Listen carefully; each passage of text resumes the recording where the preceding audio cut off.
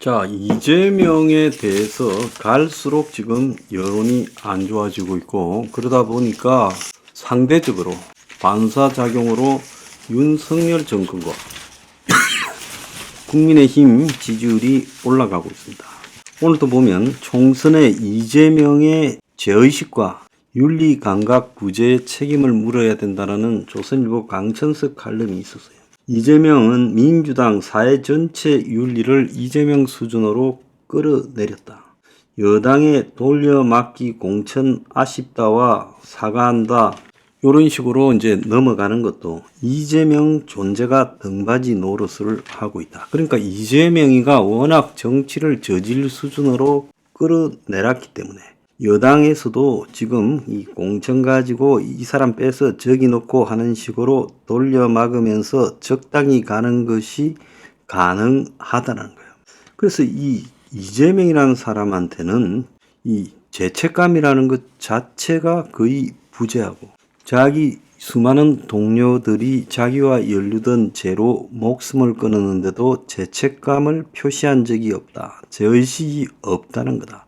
제1야당 대표로 근무하는 시간보다 피고인으로 재판정에 드나드는 시간이 더 많은데도 죄스럽다는 느낌이 없다. 이건 부도덕하고 차원이 다른 무서운 일이다. 거의 책임감 수준 죄책감 여부는 개인의 일로 끝나지 않고 현 정권이 국민의 신임을 잃으면 다음 정권을 맡아야 될 민주당 전체의 윤리의식조차도 망가뜨렸고, 민주당의 공천 과정 결정이 그걸 증명하고 있고, 그리고 사회 전체 윤리의식을 이재명 수준으로 끌어내렸다. 그리고 거기에 여당도 물들어 버렸다. 그래서 여당이 돌려막기 공천으로 국민의 선택을 받겠다는 태도나 사회 일각에서 나오는 우리 편 잘못은 묻어주자 캠페인, 아쉽다는 단어 의미를 사과한다는 뜻으로 바꾼 대통령의 사례도 저런 이재명이 버티고 있다라는 데서 기반한다. 그래서 지금 나라 꼬라지가 이재명 때문에 이 모양이 되었다고 개탄했어요. 그 다음에 동아일보도 보면 야당의 공천파동 이재명 리스크에 대해서 2012년 총선 승리보다 대선용 당 장악이 중요하다고 그때 이제 떠들었는데, 그 결과 새누리당이 152석, 민주통합당이 127석, 그렇게 과반수를 내줬어요. 그래서 민주당이 그때 했던 짓거리를 그대로 하고 있고, 올해 총선 저도 이재명 당이 목표로 가고 있다라는 이야기가 나오고 있어요. 그래서 중앙일보는 코리아 디스카운트, 진짜 문제는 정치다. 미국과 달리 중국 경제가 하향길로 가는 것은 전체주의와 투자자 불신이 원인이다.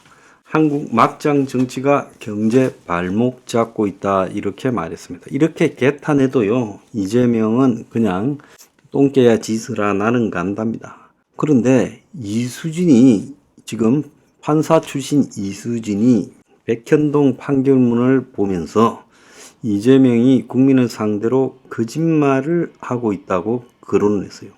해당 판결문은 김인섭 한국하우징기술대표, 한때 이재명의 떨어진 선거 때, 성남시장 선거 때 본부장을 맡았고, 선대본부장, 백현동 로비스트라고 불리우던 김인섭이, 자, 이 김인섭이 징역 5년 추징금 63억 5천만 원을 받았어요. 자, 그런데 이 백현동 판결문을 보고 이재명에게 실망했다라는 이수진 의원에게 기자들이 물었어요. 이수진은 성남시 산하 성남도계공이 백현동 개발 사업에서 빠지게 된 것은 이재명 시장의 결정 권한이고, 이를 전제로 업무상 배임이라고 재판부가 볼 것이다. 한두 푼짜리 공사도 아니고 공사의 사업 참여 여부를 나는 몰랐다고 어떻게 말할 수 있겠느냐. 만약 성남도시개발공사가 백현동 사업에 참여했으면 백현동 개발 이익을 배분받았을 걸로 보고, 그 결정 권한은 이재명 당시 시장밖에 없으므로 판사들은 달리 볼 수가 없을 것이다. 그러면서 다른 거는 몰랐다고 할 수 있겠지만 공사가 빠진 걸 시장이 몰랐다고 하면 거짓말이다라고 말했습니다. 자, 이수진 의원은 대법원 재판연구관 수원지방법원 부장판사를 역임했어요. 그래서 기자들이 백현동 관련 1심 판결문을 살펴봤습니다. KBS요. 재판부는 김인섭 전 대표, 이재명, 그리고 이재명 측근인 정진상 사이를 특수관계라고 규정했어요. 재판부는 김인섭 전 대표가 2005년부터 이재명과 시민운동을 함께 했고 이후 선거사무소 사무실을 선점해 주는 등 이재명의 성남시장 초선과 재선에 기여하면서 이재명과 정진상이와 매우 두터워졌다고 인정했다는 거예요. 그러면서 김인섭이는 이재명 등 성남시 인허가 관계자와 특수관계를 이용해 한국식품연구원 부지에 아파트를 지으려는 부동산 개발업체 대표 정바울 씨를 돕고 그 대가를 받기로 결심했다. 이렇게 이제 설정돼 있어요. 개발업체 대표가 원하는 부탁을 김인섭이가 정진상에게 전달해 해결을 해줬고 결국 백현동 개발 사업은 매출 1조 347억, 분양이익 3,185억을 기록했어요. 자, 그래서 정 대표는 700억을 배당 수익으로 얻었고 김인섭이는 정 대표한테 대가로 74억을 받았다. 이렇게 결론을 내렸어요.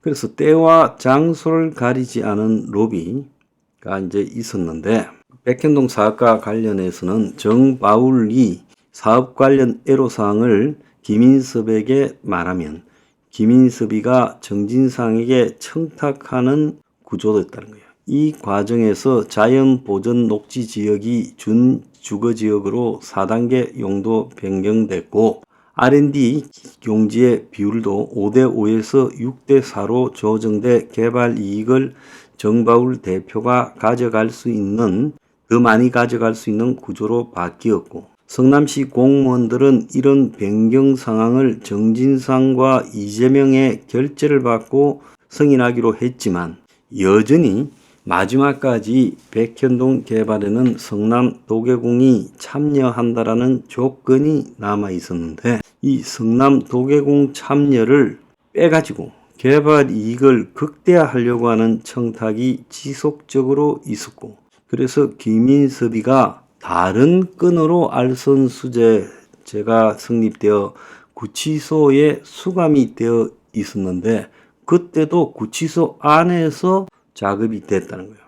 그래서 정바울 대표는 구치소에서 깜빵에 있는 김인섭에게 성남 도계공이 사업에 참여하지 않도록 도와달라는 취지의 부탁을 면회 가서 했고 김인섭이는 구치소 면회를 온 정진상에게 R&D 부지 전체를 기부 체납하는데 성남 도계공까지 들어오게 되면 사업이 어려워진다라고 말했고 정진상이가 성남 도시계획과장에게 사업성도 없는데 그거 해봐야 득도 안 되는데 할 필요가 있겠는가?